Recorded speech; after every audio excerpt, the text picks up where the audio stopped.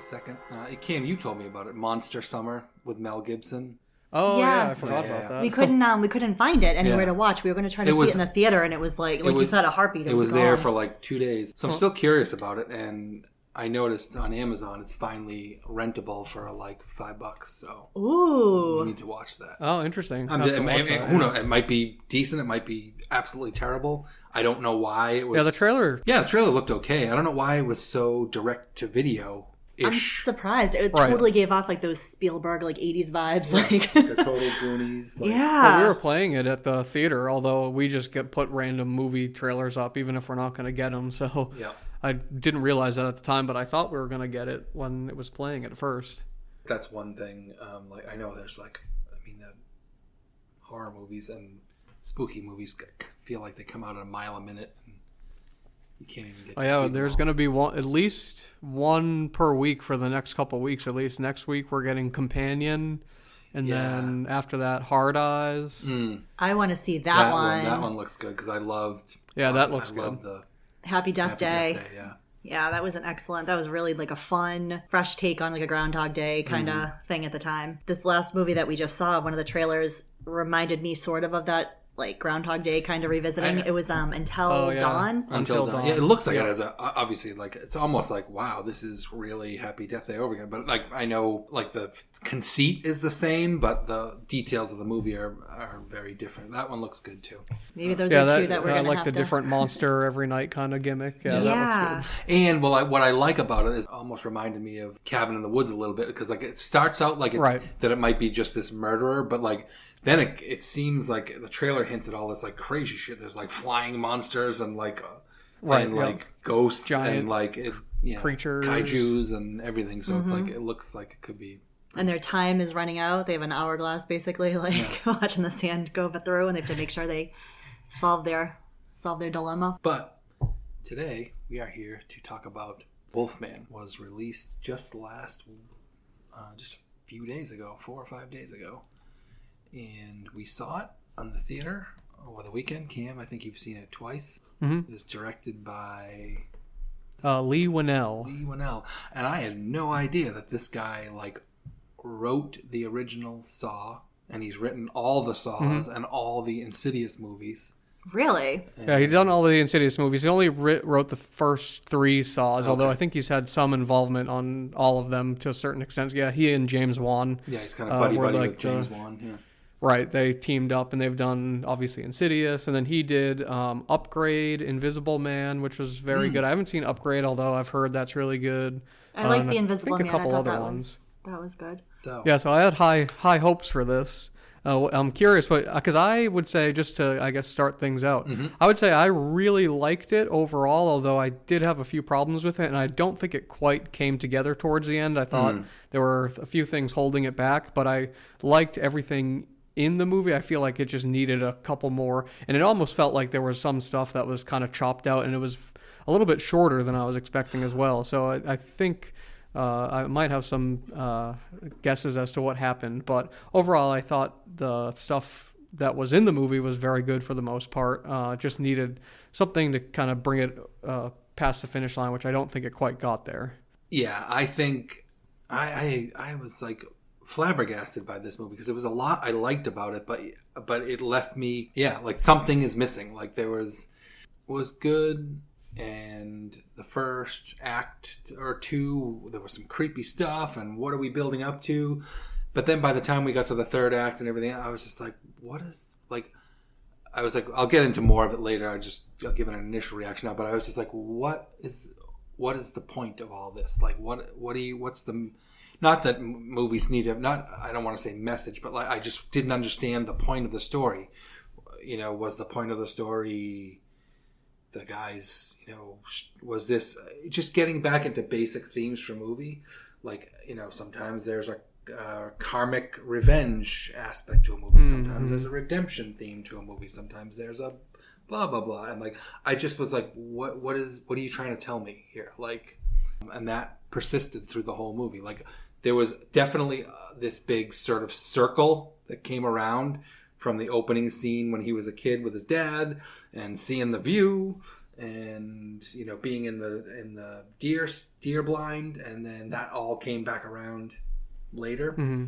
But like other than that, I was like, I don't want to go any further into that. Jen, what were your initial thoughts? Because I have a lot of questions. But I was not that big of a fan. There's a few things I liked about the movie. There was more that I didn't like about the movie. So I think I'm completely on the polar opposite end of what you guys were thinking. I feel like, Ron, you're kind of in the middle on it. Cam really enjoyed it for the most part, and I really didn't. I felt that a lot of the scenes were comical when they were supposed to be horrific. I just kind of was giggling or laughing out loud to myself, and I felt like that was misplaced humor, like it wasn't intended. I just felt like a lot of it was silly. Funny that you commented on the running time, though. Ron and I both thought for a horror movie that was a good runtime. An hour and a half, hour and 45 minutes is like primo horror movie runtime to me. Right. Yeah, normally I would agree, although I think the only reason I said that is because Invisible Man felt like much more of a complete movie with like what you were saying. There was kind of a message, or not like super abstract or deep or meaningful. Well, maybe a little bit, but that felt more complete. And I think that was probably about 2 hours, if not longer. It was a pretty long movie, so I was just expecting a little bit more from this movie than I think it gave, and that's why I was just thought it was a little bit shorter than. I want to see what the Invisible Man runtime is. Interesting. Yeah, it's 2 hours and 5 minutes. So, which Yeah. I think they could have. Probably didn't need to be that long, but it just felt like they could have beefed it up or made it a little bit more meaningful, which I think kind of goes back to what you were saying, Ron. Yeah, and this is one of those movies where I didn't love any of the characters. Like, obviously, right. by the second half of the movie, you're obviously rooting for the wife and the daughter to survive and make it out alive. But the setup, he had the hard life with his dad. They didn't really, unless I missed the detail, did they say where his mom was? I think they alluded to the fact that she had passed when he was younger. Like, the father alluded to him. Or she had passed away. I think she passed away because the father was saying, like, you don't know when people leave, kind of thing. But it made it sound, I think, more that she had passed. I mean, I could be wrong, but I got the impression. And that was definitely like a crutch, I think, for the main actor, like him trying to make his marriage work with his wife. Like, you can tell they're living in the same house at the time the movie starts, but they're estranged, and he kind of insists on her coming with him to make this family event and everything. And he seemed like a very personable guy. His character was personable, had a great relationship with his daughter, but Julia Garner's character was so rigid and awkward and seemingly checked out from the marriage, and she was like a career woman who. So I kept struggling to be like, okay, who do you want us to root for or not root for? Like, because the dad, Christopher Abbott, who played Blake Lovell, like he had his little temper incident. That was that a callback to his dad, and then she seems like the very career oriented. And she even comments at one point, she's like, I'm not a great mom. And he's the stay-at-home dad who's... but I was like, so that's like when the dread starts to build and the things start to happen and stuff starts to happen. I'm like, are we supposed to be sad that this is happening to him? Or does he deserve it? Or does... I just was like, what am I supposed to be rooting for? Where... Right. where is... What is the story, I want to talk about the character of the Wolfman and how he transformed into a Wolfman and all of that. What did you think of him? The transitioning, the whole, what did you think of it, Cam? Well, that was probably my favorite part. I thought it was kind of a interesting take on the Wolfman. It was more of like a body horror, almost like The Fly. It wasn't quite that as grotesque as The Fly, but it kind of it was a little bit more of like focused more on the transformation and it was a slow transformation where he's like losing teeth and his bones are extending slowly and everything. And I thought it was really cool how they did the whole, like, he was slowly unable to understand them and he wasn't able to communicate with them. I don't know if that makes a lot of sense, because it's like, I guess he's literally turning it into an animal to the point where he can't even understand English anymore, which I don't know, is a little silly. But just, and then the whole, like, in particular the scene where he is like I think he's walking down in the basement, and everything is lit very brightly, and then it kind of slowly turns to show that you're seeing it through his eyes, and it's actually really dark. I thought that was really cool. And then the loud spider scene where he's like hearing the spider as if it's like stomping around. I thought that was really cool too. Mine was complete opposite view. I absolutely Jen hated it every time it switched into his wolf vision. Wolf vision. It was so fairy-like, and like the lights were shining, and it was so like, I don't know, I just thought it was goofy. I think they could have easily handled it with that transformation like once. They didn't have to keep harping on the fact that he was transforming into a beast. I think we got the picture immediately, but they kept putting in scenes of it from his point of view and that like kind of funny fairy light. I thought that was terrible. I didn't think it needed to be done more than once. I think once he was acting and like tilting his head like a dog that's trying to get a command, and he was tilting his head like he was trying to understand when she was talking, that to me was clearly enough that he couldn't understand what she was saying anymore. And then when he was trying to speak and she was like, "What are you saying? Write it down." I'm like, he's, clearly turning into an animal at that point. We didn't have to beat a dead horse, so to speak. Right. And I thought the body like changes to his body and everything were ridiculous. He was not very wolf-like. He looked like Quasimodo that got like beat up or something. His face was so like swollen and gross, and he had random like little hairs sprouting all over his body, but then suddenly got some little chin puke like some little like goatee growing out of nowhere. But that was like the biggest patch of hair I think he had on him, and everything else was just sporadic kind of hair, and he was just gross. Like it wasn't even monster-like. It was interesting. Like obviously they were trying to go with this whole novel approach to werewolf origins of like it being this virus or whatever. Which I did like that part. I thought that was kind of a cool like beginning of the story. And so I think they tried to make the ultimate look of the werewolves or more of this, there's an Indian or Native American legend about wolf face, and they obviously take on all the characteristics, but it's almost like it's not like they actually look like a wolf because it was trying to make it really like this is just a sickness or a virus or whatever, an illness. But like, okay, I get that for trying to be grounded or whatever else like that. I was I was hoping for more of a wolfy wolf. You know what I mean? Like, not like Twilight, but like, but I was hoping for more of like a howling American werewolf in London kind of deal. Yeah, I agree. I thought so too. Although I do agree with you, Cam, with like the slow transformation was kind of cool, where it's like he just didn't suddenly turn into it. Mm-hmm. It was good to see like that transition part, but I just thought like, I agree, they could have made him more wolfy and scary and not just dilapidated and gross. But actually, now that you mentioned that the director is the director of like, or whatever, they had something to do with Saw and everything, I guess that kind of grotesque likeness translated. Yeah, that's their thing.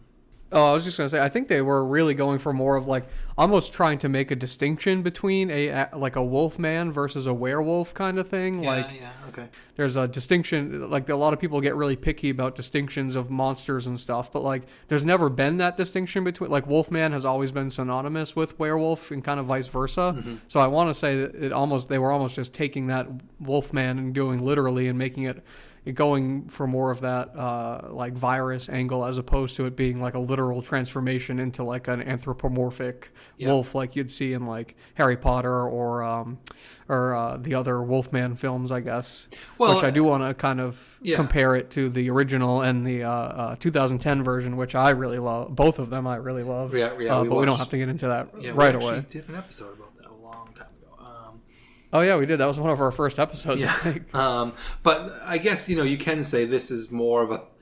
You could argue that this is more of a throwback to the 1941 Wolfman, where it was really more of a wolf man, right?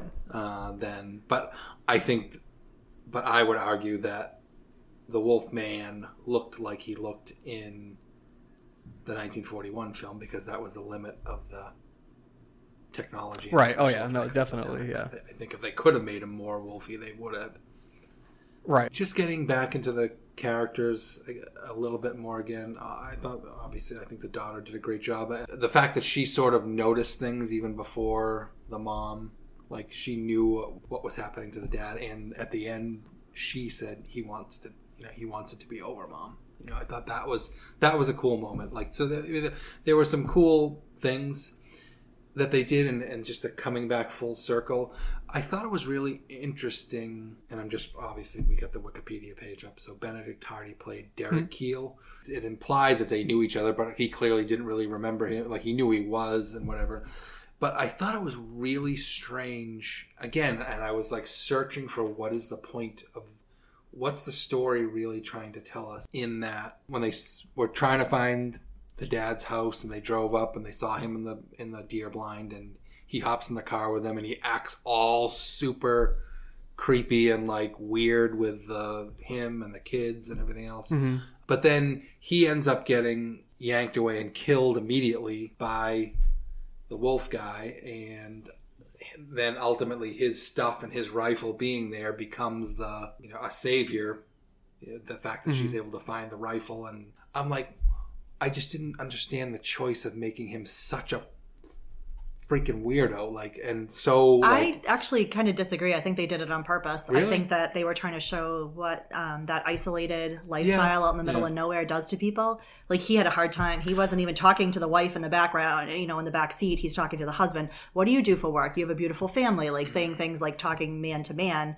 There's clearly not a lot of women. There was moments where he was like looking back and like criticizing the wife and telling her she wasn't strong and blah blah blah, and you're not cut out for this. And like, well, why are you there? Like that misogynistic, like old fashioned attitude. I think towards being like a man living off the the land and the woods or something. I kind of thought they were purposely showing you like the effects of being isolated way out in the middle of nowhere. I guess that's how I took it, at least. Fair enough. Like I think, like, especially where they had come full circle back to him, his body and his equipment being the source of their rescue, so to speak. Yeah. I'm like, I almost think it would have been cool if they made him more of like, they could have made him like a quirky, kooky dude that lives out in the wilderness, but maybe he was like a sympathetic, nice, kooky dude. And you actually felt bad that he got killed by the wolf. Oh yeah, nobody cared. He got dragged out of the car, and it was like, all right. It was just like, I'm like, I just think there was some different choices that could have been made that would have made like I think I would have had another connective, like, felt a little more connected to the story if maybe that guy was just a weird, sympathetic, nice guy that got killed, and then, oh my god, and the fact that his rifle is there saves the day. And like, there was just, I was searching for something to grab onto in the story. I'm like, the whole concept I got, and it was great. Like, this weird new, werewolves are a sickness up in this thing, and like this, and here we go. And I just was throughout the whole movie, there were moments of it that I really liked, but just through the whole time, I'm like, what is the point of this story?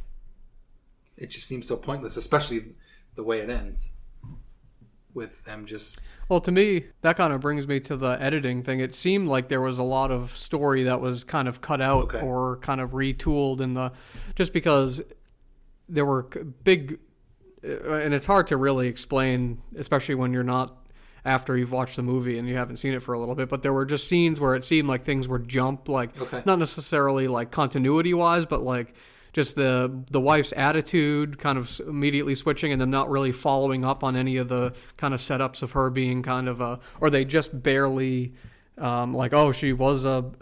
felt like she wasn't a good mom, but then by the end she was, because she protected her daughter. It felt like there was supposed to be more like human drama in between some of the horror, but they just didn't. Like, to me it seemed like they were going for some sort of like, well, the dad was rough on the son when he was a kid, and then you kind of got a little bit of that coming through in the opening scene where they introduce the father and the daughter, and he scolds her, but then he says, "Oh, I don't want to be that person." So it almost seemed like they were going for like, since he got the wolf virus like the dad did, will he become a full wolf and attack the family, or will he like rise above the legacy of his father and protect them, kind of thing? But it seemed like they cut out a lot of that, and it just to the very bare bones where it was just like, and then this happened and this happened and this happened, and it wasn't like reinforcing that kind of that's at least what I kind of felt like they were going for, like almost like familial or like generational, like rising above the flaws of your parents kind of theme. but it didn't really, there wasn't enough there. And then there was also obviously the mother growing into being more of a mother figure. But again, it didn't seem like either of those things were fleshed out enough to really get it from the film, because it was just kind of like plot point. There wasn't a lot of like exploration of any of it. I agree. And I also too think they kind of flip-flopped on that with Wolfman's character. Like, he wanted to protect his family, then he's attacking them, then he's going to help them, then he's attacking them. It was like back and forth. And I think I said this actually when we left the theater. I'm like, I thought he was like a house cat. He leaves the house, he wants to be let back in. He wants to go back out, he wants to be let back in. I'm like, make up your mind. He was like a house cat going back and forth. I'm like, are you going to kill your family or not? Like, can you just decide? Yeah. I just thought that part was really funny, and I think I did say that when we were leaving the theater. I'm like, oh man. But you're right. Well, I've read some capsule descriptions of the plot online, and it seems like they intended to make more of that initial moment where he snaps at the daughter, and that was supposed to be indicative of something more, like maybe a connection back to his dad or whatever the case may be. But it was so one-off, and then the rest of the story portrays him as like he's the stay-at-home dad that the daughter prefers, and the mom's kind of more distant. So then, but then, like you were saying too, is like it was more of kind of a mom redemption story for Julia Garner, being like, you know, growing into her mom situation. So I don't know. Even the performances were great. I've never heard of this Christopher Abbott guy. I couldn't stand his Julius Caesar curly haircut. Maybe only because he had the exact same haircut as Julia Garner in this movie too. Oh, right, yeah. But and then their daughter's hair was like perfectly straight. Yeah, but perfectly straight. It's a stupid thing. But like, only thing he's been in that I've seen and I didn't remember him was the first season of The Sinner, Jessica Biel, which that was really good. But I kind of remember him being sort of a weenie. He was her husband in that movie. Oh, really? Yeah. In that first season of the show. I didn't even recognize him. I don't. Yeah. Yeah. I didn't remember. Like I said, I don't think he made a good impression on me. I mean, the character, not him, the actor. But yeah, so there were some great scenes, some cool stuff. But all in all, I just was left kind of like, I was like, what is the point of this movie?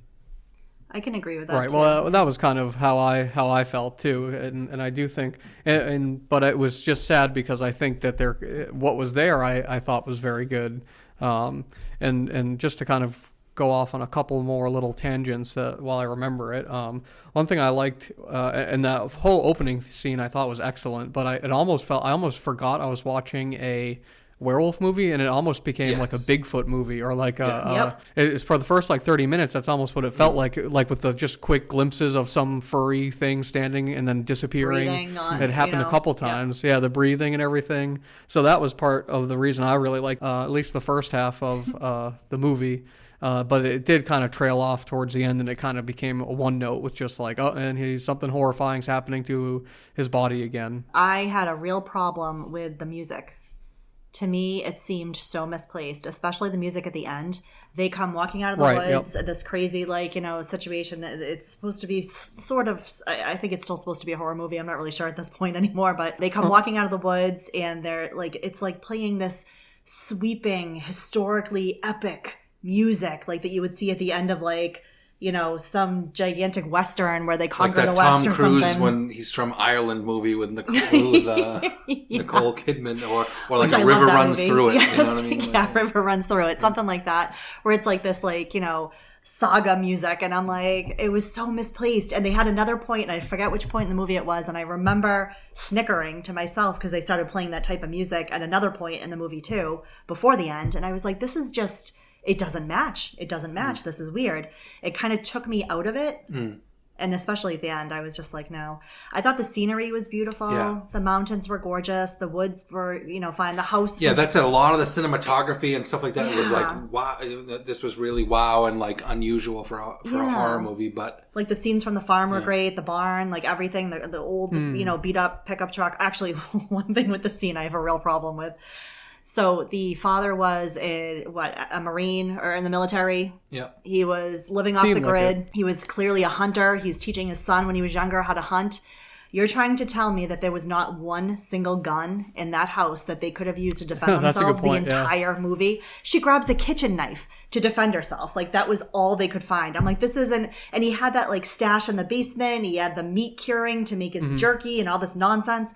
All the radio equipment. Like, he was clearly, like, one of those, like, survivalist kind of guys. Yep. He doesn't have any guns in the house to shoot the wolf with. Like, really? Huh. I thought that didn't even occur to me because the big like revelation of the guy getting the guy's gun at the end, right? Or and the and just the fact that it was the creature was his dad, which I think we kind of figured out well before they even needed to show it. Yeah, no, I would definitely agree with that. I just happened to enjoy little bits and pieces of it enough to kind of that it came together. No, maybe didn't come together, but it was enough that I enjoyed it. It's not one that I necessarily wanted to see again twice, but I went to see it by myself, and then my friends said they wanted to go see it, and I could never turn down an opportunity to go to the movie theater. So a couple of jump scares. I felt like a lot of gore. Like his body transforming was gory and stuff. And oh god, when he threw up the finger. Oh yeah. Oh, and he's chewing on his arm. Yeah, like I literally, when he threw up the finger, that's when I laughed out loud. I literally laughed out loud. I was like, that was disgusting and completely nasty. But again, it took me out of like a scary, place. I did want to compare it briefly to the original and the 2010 version. They do all share that, and not obviously that I knew that kind of going in, or I didn't know it going in, but as soon as they introduced a dad character and a younger character, you knew that was going to be the angle they went with, because that's a big theme in the original and especially in the 2010 version, maybe even more so. So I just thought that was interesting. They carried that over, but it was pretty much otherwise a totally original take. Whereas the 2010 version was more of a straight. It expanded and widened in scope, but the 2010 version was more of a straight kind of adaptation of the original, whereas this one was much more its own thing, which I thought was interesting. I didn't see that, the 2010 version. Yeah, with Benicio del Toro. I really like it. It's good. Yeah. It's a little silly. But it has good for the most part. And I had never seen it before. We watched it for the podcast. I do hope that Leigh Whannel keeps doing these Universal. I still think he's probably the best person to do them, even though this one wasn't perfect. But compared to like their original plan of like with the Mummy and it being more of like an MCU style action adventure, I think this is definitely the way to go. And I think he's slated. I don't know if it's James Wan or Leigh Whannel, but one of them is going to be doing Creature of the Black Lagoon. I think that's one of their next movies, if not the next movie. So I'm looking forward to that. Yeah, so that's a wrap on Wolfman 2025. And we have got a bunch of other stuff coming up. Jen and I watched, just getting into like other stuff quickly, just shouting out some things for you, for people. We watched Black Doves on Netflix recently, which is not a genre film, so to speak, in terms of being sci-fi or horror, but supernatural. No, yeah, definitely. It was a British spy drama that was, we thought, very well done. We really enjoyed it. Yeah.